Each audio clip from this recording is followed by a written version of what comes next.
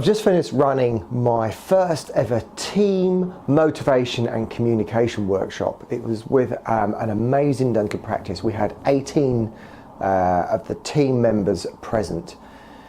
And I think you'd be interested to know exactly what we did on that motivation and communications workshop, because you know it's all about helping people out there with their dental health and helping them in a way that is right for them and also right for you as business owners. So we spent about a third of the day looking at new patient attraction and how we could do that with social media and online marketing, and how it's not about sales.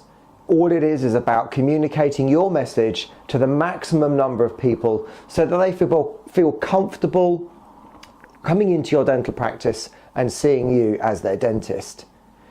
And then we spent the rest of the day saying, well, if we've worked really hard to get those patients into our practice, how do we communicate with them? In fact, how do we communicate with ourselves so that we get a better result out of ourselves? And how do we communicate with each other as team members to get a better result for the team?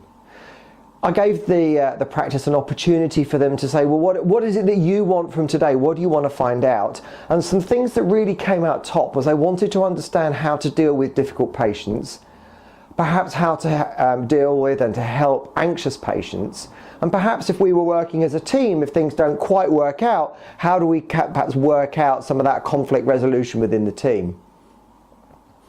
So we looked at how we make sense of the world around us and how your patients make sense of the world. How does your patient come to believe that they are anxious of going to the dentist when you know the truth that actually it can be okay going to the dentist? It can be actually sometimes a very good experience. So why do patients do that to themselves, and how do they construct it in their head? And if we understand how they construct that in their head, it helps us to take a step into their world.